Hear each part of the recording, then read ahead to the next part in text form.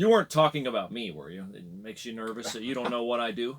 No, yeah, I think you were talking about Paul DePodesta, the Browns Svengali, Wizard of Oz, Chief Strategy Officer. He now disappears back into the shadows as they hire Andrew Barry, who will be introduced on February 6th, and reading some of the reports that came out and what Andrew's going to bring to the table. That seems to be a great working relationship so far with Kevin Stefanski. So I come in here optimistic, my friend. They're great together because they haven't ever been together.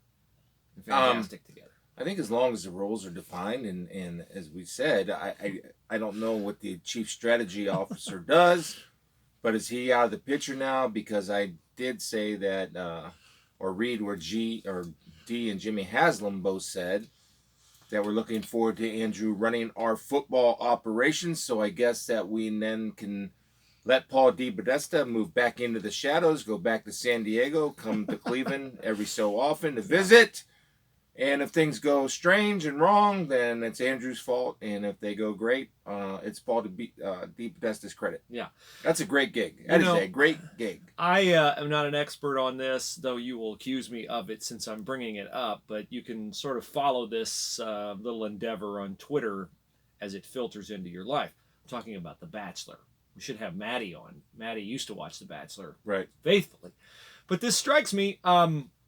this marriage between Andrew Barry and Kevin Stefanski, forced by Jimmy Haslam. I wonder if when they called Andrew Barry to take the job, instead of saying, Andrew, would you like to be our GM? If they said, Andrew, would you accept this rose? Because this does feel like a whirlwind courtship of, hey, come on in and we'll talk about concepts and analytics and this and that and the other. And this guy's great. I think he's fantastic. And then, we actually have to sit down and pay the bills together, to put it in marital terms. Because, we've all been there. The honeymoon's fantastic. You come back and, hey, wait, the toilet's broken. Oh, well, gee, that didn't come up when we were dating. No, it didn't. So there'll be adversity that will be visited upon the Stefanski-Barry relationship. And oddly, Spiels, this week on The Bachelor... the girls were told they had to travel to Cleveland because The Bachelor, I guess, flew to Cleveland for some reason. I don't know. But the looks on the girls' faces when they had to go to Cleveland from, Bora Bora or Bali Bali or wherever they were not happy about it. So apparently Andrew Barry's happier about coming to Cleveland than the girls on The Bachelor. But we'll see how it works out. It's whether they say it's a forced marriage or not. It's a whirlwind courtship at the very least because they don't have 14 years like Stefanski and George Payton have in Minnesota. Yeah. Well, here's the thing, too. And I was listening to NFL radio yesterday, and they made a great point, and I think it's exactly dead on. Pat Kerwin actually made this point, and Pat's pretty well dialed in. I don't know if you ever listened to Pat. I know who Pat Kerwin is, yeah. He's got a pretty good feel of things, and he said this. Unlike coaches taking over other jobs, with this job, they're expected to win now. It's not a 3 or 4 or 5 year building. It's really odd, isn't it? It's I think he's right because he's right of the amount of talent that at least on paper is there. And so when you bring in Andrew Barry and Kevin Stefanski, you're not going to get a little bit of a grace period. And it's not like, okay, come in, we're going to rebuild, get young, kind of like what Brian Flores did now with the Miami Dolphins, where they tore it all down and ended up being a very competitive team last year. I thought Brian Flores and those guys did a pretty darn good job down in Miami. He really did. To be honest with you. And so I don't think and nor should they have the luxury of the quote-unquote rebuild. I think because of your quarterbacks in place, and people can have mixed feelings about Baker Mayfield. I think Baker Mayfield is a guy that you can win with. I do think there can be an upgrade on the offensive line. The Kareem Hunt thing just threw me for a giant loop and put me in the tank. I think you have to part ways with Kareem Hunt. I know that people will disagree with me, but he's making poor decisions, and he's going to continue to make poor decisions. Maybe we can talk about that in a second, because I do want to hit on that, and I hate it because I'm a fan of Kareem Hunt. I love the kid at Toledo. I love him as a player, but he continues to make bad decisions, and it's just a matter of time because I learned through you before, 1, 2, 3, 4, 5, 6, 7 times, the guy's going to continue to make mistakes. And just he's been caught. So how many times has he made poor decisions? We've already known that he's made 2 very poor decisions, not the ones counting in college, and the ones that we don't know about. So eventually he's going to end up hurting your team. And he's a big part of this team. I mean, the 1-2 combination of Kareem Hunt and Nick Chubb, it was almost too good to be true. And of course, we all know and we all recognize the one thing that matters most. If you can get Baker and Jarvis and OBJ, which is going to be a monumental challenge to buy in the team first. That's it. If they're team first guys, this team can be really, really good. I really believe that, Bruce. I just think they're too good of players not to be good and not to win 10 ball games and not to get in the playoffs. And who knows, when you get in the playoffs, you get on a run. Yeah, to circle back to your Pat Kerwin comment, when I said, made a comment about having to win right away, I agree with you. The talent is such that you shouldn't have to go through a rebuild. However, the oddity of the Browns' job is that they've always, whether real or implied, put that win-now pressure on their coaches. Just go back. Rob Chudzinski got a year. Mike Pettin got 2 years. Pat Shurmur got 2 years. Hugh Jackson got, 2+. So they've always had that pressure on the coach to win right away, given the actions of firing them quickly, even though the talent in the past has not been what the talent is now. That's the difference to me. Yeah, it is. And I just think, John Dorsey, we have said and joked about how he always prioritized talent over baggage. That's why Kareem Hunt's in Cleveland. That's why he picked Kareem Hunt with the Kansas City Chiefs. The problem with that is it's a little bit like dating a stripper. I've known guys who've dated a stripper, and you think, well, this is going to have great highs. Yeah, eventually it's not going to go well. And with the Beckhams and the Landrys, and Landry's a great player. There's a reason why the Dolphins were okay to let him walk. So you got to say, well, why would they let him walk? Why would you let OBJ walk? Yeah, why would you trade Odell Beckham? Okay, well, there's a reason why. Now, you can say, well, it's not a talent reason, and it's not. It's not a talent reason. It's a culture reason. True confession, I used to do a show in Cleveland with a guy who played for the Patriots early on in their Super Bowl run, Gerard Cherry. And Gerard was always, when we talked about the Browns, and I mean always, harping on culture. Culture, culture, culture. And at times it would aggravate me. I'm like, man, come on, we got to have another take besides just culture. But I now get it that you can't get to step 2 unless you have step 1 right. You just can't. And they don't have step 1 right. Now, Kevin Stefanski, can he reorder it and get it right? Sure. It's a possibility that he can. It's just a high mountain for him to get over because the personalities of the guys he has to get to buy in, I think you could say, conservatively, are more difficult personalities than some other personalities in the NFL. I agree. But regardless, it's a bottom line business. And I think from the owner's standpoint, everybody would come in with a win now mentality. Mm-hmm. But I'm talking about from the fans' standpoint. There's a legitimate expectation the fans can have about this team because everybody knows that this team is pretty good, in my opinion. But, the Kareem Hunt thing threw me for a loop. I actually sent you the video. I don't know if you saw the video before I sent the video. Well, no, I saw it after you sent it to me.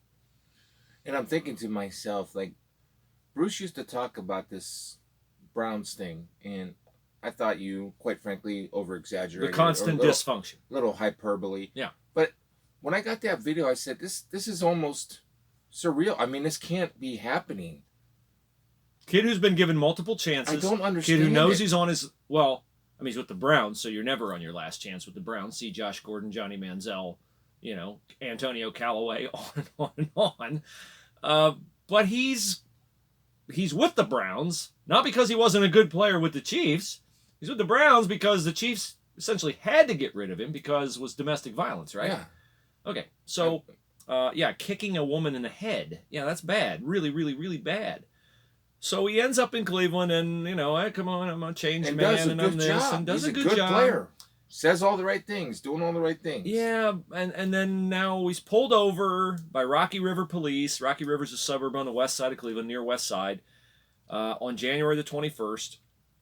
And he's he's acting disoriented. So the police officer has reason to believe something's up. But the police officer knows who he is. Right. He understands who he is. So he puts Kareem Hunt in a squad car, and he goes back to Kareem Hunt's car, and he finds marijuana, and he finds a backpack with an open bottle of vodka, and all this stuff is off limits for a guy with Kareem Hunt's past with substance matters and with his arrest Especially record. in the car. Yeah. I mean, a judgment to have that in the car. Yeah, open container of vodka in the car. So the cop really, I mean, it sure looks like Kareem Hunt got a break because he's Kareem Hunt. And Kareem Hunt's making a plea like, he says, I'd fail a drug test right now. If the NFL gave me one, I'd fail it. He's driving. He's driving, yes, by the way. Here's the quote from the officer. I understand you're with the Browns and all that. You have my word. If there's nothing in that car, I'm just going to give you a traffic ticket. A traffic ticket is not going to get you in trouble. We constantly stop athletes around here because you're all working in Cleveland. It's just a traffic ticket. You're not going to get in trouble, man. Well, then he found a plastic bag of marijuana, and he found the vodka, and, Hunt says, I'm sorry, I was having a good time. It's the off season. And the officer did say, I'm sorry if you are trying to stay on the right path. This is not the way to go. Yeah, thanks, Captain Obvious. Well, I think the officer did a pretty good job. I think a normal citizen would not have gotten that dispensation. A normal citizen would have been charged with, DUI or driving while impaired. A speeding ticket. In a speeding ticket. You got a speeding ticket. Yeah. The quote that will not help the officer is, honestly, I'm like one of the hugest Browns fans ever. Mm-hmm. Born and raised in Cleveland, and it's frustrating to watch the Browns every single year. You know what was really I'll tell you. You know what was bothering Kareem Hunt? Honestly, I think the Chiefs are in the Super Bowl. And he's not there with them. And he says, I should be playing in the blankety-blank Super Bowl. It hurts my soul. You don't understand. No, I understand. You're not playing in the Super Bowl. Chris Spielman understands. Feel my pain, dude. Anybody who's ever played in the NFL without kicking women in the head and having open bottles of vodka in the car maybe deserved the Super Bowl berth a bit more than you do. Well, the thing that would concern me if I were the police officer is that did he let him get back in the car and drive away if Kareem Hunt says I would fail a drug test? So. Okay. I hope he didn't let that happen because Brown says they're aware of this. That's a dereliction of duty, right? Whoop-de-doo, and they're looking into it. I like the I gotta be honest with you, the Browns, the Rocky River policeman, he's with the program. He's MVP. He's with the program. Season tickets. Hey Jimmy. Oh. Where's my calendar? Where's my Browns dysfunction calendar? It never ends. It's just it's so frustrating for me because I'm a fan of, as you know, and as everybody that listens, I'm a fan of every player because I'm player first guy. I really am. I love players. I admire and have so much respect for them because I know what they go through, and to have a good time, go have a good time. Go smoke weed in the off season or go drink whatever you need to drink. That's fine, but don't do it in the car. I mean, let's have some common sense here. And so to me, it's because Kareem was on second or third chance, because I think there were some issues at Toledo, maybe you would have somebody say, you might not want to get in a car and drive, or you want to be very discreet about how you have a good time. And apparently he's not taking that into consideration when he's making these decisions. But I was really frustrated and sad for that, sad for the situation. I mean, I don't understand, and I will maintain that it's not about what the players that Andrew Berry pick or what Kevin Stefanski, what offense he runs. It's about buying in, and to go back to you, Bruce, it's about the culture. And until your best players are your best leaders and best decision makers, you're going to continue to I think struggle in a world of mediocrity as far as football goes. Okay, so we're videoing this podcast, and it'll be on our YouTube channel later. I would like for you to read the date on this tweet right here that I found from my Twitter archive. I got to get the glass. Oh, sorry. Oh, December 2nd, 2018. Okay, December 2nd, 2018, from the account of at B Hools. That's you. I read it? That's me. Anybody want to bet against John Dorsey and the Browns signing Kareem Hunt? Quote, playing near his hometown will give him structure. We have a plan in place. Everyone deserves a second chance. He's under a zero tolerance policy, unquote. You know the drill. December 2nd, 2018. Mm-hmm. So over here, I Googled Browns signed Kareem Hunt. Cleveland Browns signed running back Kareem Hunt, NFL.com. February 11th, 2019. Okay? So I was 2 months ahead of it. Okay. So let's find the quotes. I assume they're in this story from NFL.com. If not, I can find them on my Twitter. Yeah, here he is, kicking a woman in the head on video, shoving her, blah, blah, blah. Come on, Brownies, give me the quote. Give me the quote here. Here's the quote. My relationship and interaction with Kareem, this is John Dorsey, since 2016 was an important part of the decision-making process. We did extensive due diligence with many individuals, including clinical professionals. Kareem took full responsibility for his egregious actions, showed true remorse. He's committed to necessary professional treatment, so they have a plan in place. See? Okay, I see that. I'm actually for that. But go ahead. We do not condone his actions. Given what we know about Kareem through our extensive research, we believe he deserves a second chance. Certainly with the understanding he has to go through critical and essential steps to become a performing member of this organization. So I knew what was coming before it was coming because I've seen it coming for 20 years with this team. I heard it with Josh Gordon. And the biggest lie the Browns ever told during the repeated Josh Gordon fiasco was, well, we have Josh on the team, but we're not really counting on him. We're not counting on Josh. Forget him as a bonus. No. There's not an NFL team out there who's not counting on every guy on the 53-man roster. Right. They're counting on every single guy. And if you have a talent like Josh Gordon, a talent like Kareem Hunt, it is impossible to have an intoxicating talent like that on your roster. And you'd be stupid to have an intoxicating talent like that on your roster and not be counting on them. Because your job is to win, to give your team the best chance to win. And if you have Kareem Hunt over there, you can't be over there as like a hood ornament. Yeah. He's got to be over there as a main cog in what you're doing. Eating the roster spot. Yeah. You don't have guys on your team to act as insurance policies. The only insurance policy on any football team is the backup quarterback. That's right. That's the insurance policy. Have the Browns addressed this latest Kareem Hunt issue? Yeah, they're looking into it, Spiels. They're going back. The guy who did the extensive research on Hunt's background and the clinical professionals, they're going to consult them probably. I hate to say this, and I don't like saying this, but I think they got to let him go. I mean, they have to let him go. I don't think they will. I mean, I think he's lucky that there's a new general manager and that there's a new head coach because it's a quote-unquote, it's a fresh start.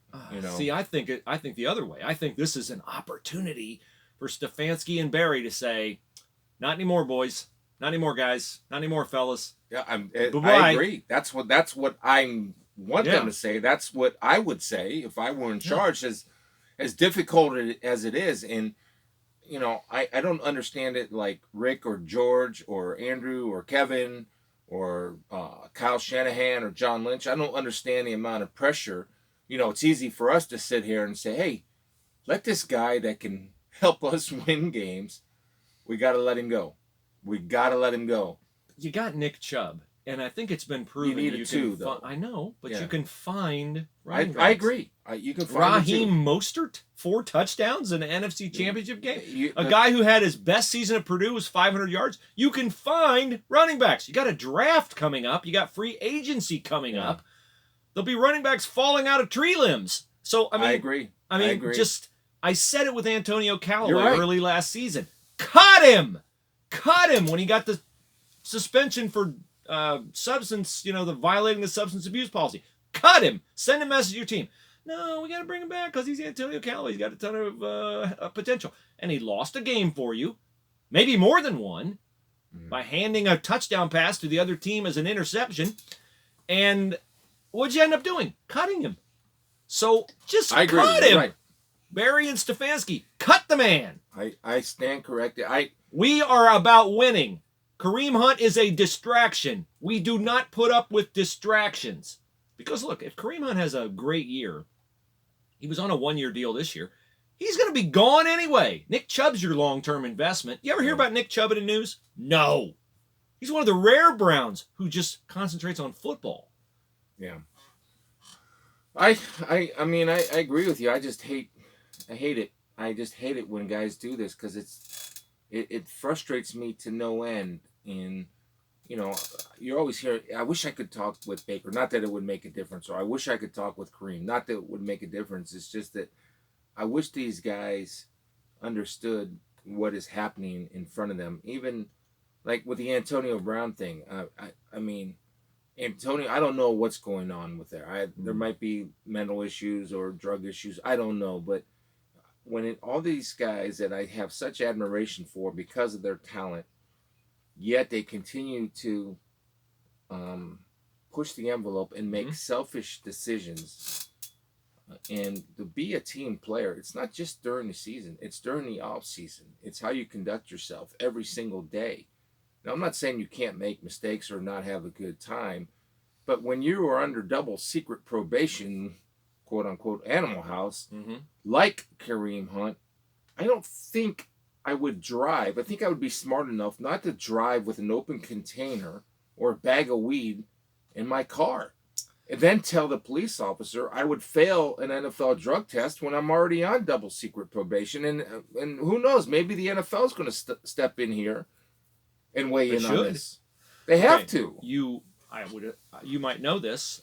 I know in season, if a player is out and about, doesn't the NFL provide a service where the players can call a number and they'll send somebody? The NFL doesn't want publicity like this to reflect poorly on the Shield.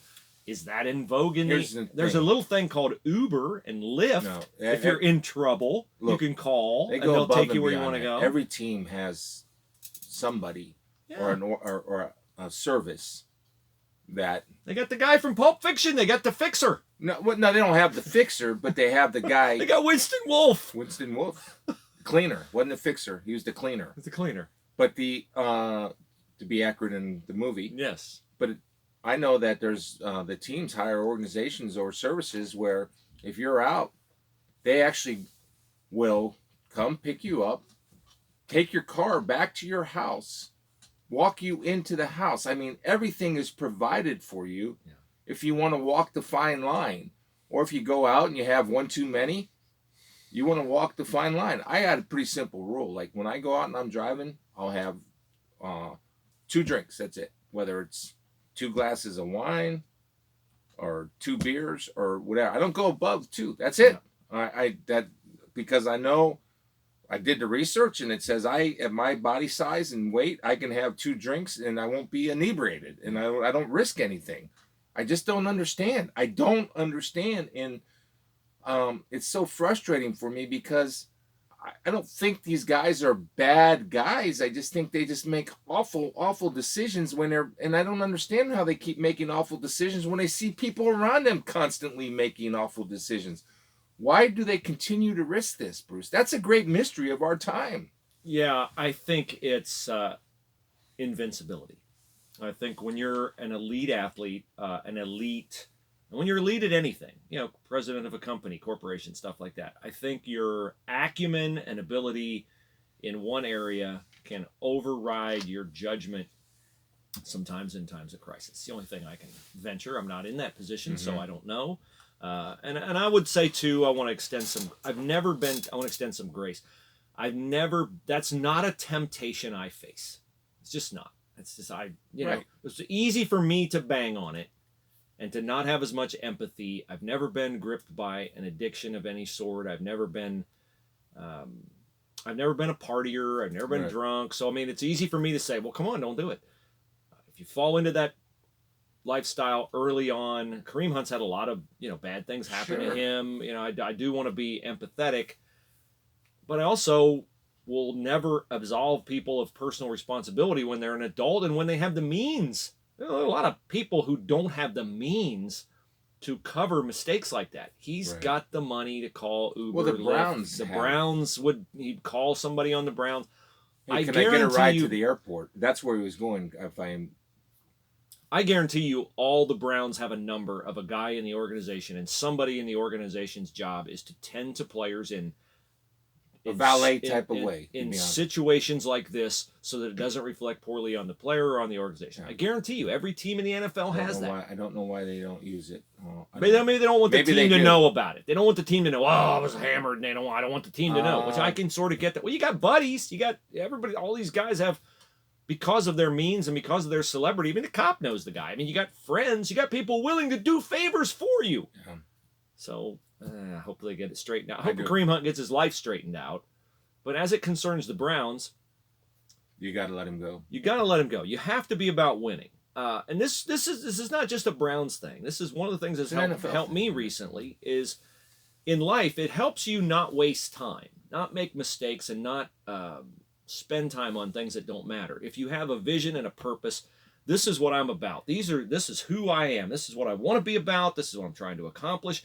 And so anything that comes across your plate, do I have time for this? Do I have time for this? Do I have time for this? No, I don't, because it's not going to help me reach or strive toward my goal, my purpose. For the Browns, that goal and purpose is to win football games. And Kareem Hunt's a huge distraction, and he's unreliable. And so you have to let him go. You have to let him go. I don't know if they will, but that would be my recommendation to Andrew Berry, who I will not meet until when? February 6th? February 6th would be the press conference. Is he out recruiting or something? He's a college football coach. Well, I'm sure he's, the guys are in full mode as far as getting ready for the draft. Maybe he's going back watching Senior Bowl practice tape since he wasn't employed before the Senior Bowl. What Buckeyes can't we take? Oh, Dorsey fixed that, though. Dorsey fixed the no Buckeyes left behind no Buckeyes policy. Here's Jeff Okudah at 10, baby. I don't if he's there, I don't think he's going to last. You better sprint to the podium. I want to see Andrew Berry in a sprinter stance if Jeff Okudah. I think there's going to be 5 offensive linemen, 5 offensive tackles taken in the first round. Boy, when you look at the mock drafts, it's tackle. Like the Browns draft 10th, and I've seen him taking the 4th tackle. Yeah. I hope that kid from Georgia is good, because he's the one I keep seeing falling to the Browns. I mean, you can get good tackles. Rick got a pretty good one. The kid from Pitt, Ryan O'Neal, I believe is his name. Got a starting right tackle in his rookie year in the 2nd round or 3rd round, wherever it was. So you just got to find that guy. But the Browns need to upgrade on the offensive line, and you can never have enough corners. And, I think Damon Arnett is going to actually sneak into the 1st round, too. Whoa!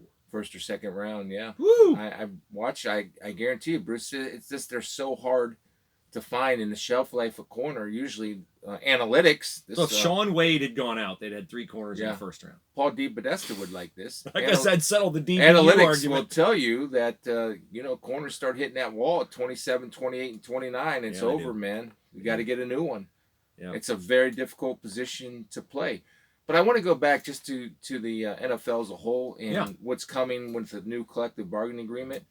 There's going to be, I think, a relaxed policy on marijuana. I think that the marijuana will be treated like drinking. Okay. I don't think they're going to be under the same rules as far as suspensions and stuff like that if a guy gets busted for marijuana in his system. I do think that the NFL is falling in line with some of the states as far as legalized marijuana, and I think that's going to be part of the NFL new collective bargaining agreement, where the players will probably be allowed to indulge in that, and I think the NFL will treat it almost like drinking. So that's something to look forward to.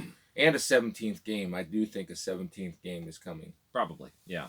The Super Bowl is coming. It's on Sunday. The Kobe Bryant tragedy, I think, has taken some of the festive nature of the Super Bowl away. I think everybody in the sports world just there's a pall cast over it. It will ramp up late in the week. The show will go on. I heard a stat this morning that boggles my mind, and it involves the Niners, and this is the challenge for the Kansas City Chiefs. San Francisco 49ers led the NFL in sacks, 57 sacks. The San Francisco 49ers were last in the NFL in blitz rate. Last. So they don't blitz, and they get there better than anybody. So, in speaking with Richard Sherman early in the year, yes, you and I were going to have a thing about Richard Sherman today. We'll have that. Yeah. I asked him the biggest difference between last year's defense and this year's defense. Now remember, this was week 2. Yeah. And he told me the biggest difference is last year we had to blitz to get pressure because of the amount of injuries that we had. We had to do something. We just couldn't sit there and be sitting ducks, because if you give an NFL quarterback, Bruce, time to throw, you know that you'll just get carved apart. That's just the way it is. Yep. And this year, they don't have to blitz as much. And by not blitzing as much, the obvious is that you get more guys in coverage. And so that's what you certainly need when you play the Kansas City Chiefs, because of all the weapons they may have or that they utilize, or how Patrick Mahomes spreads the ball around. And Travis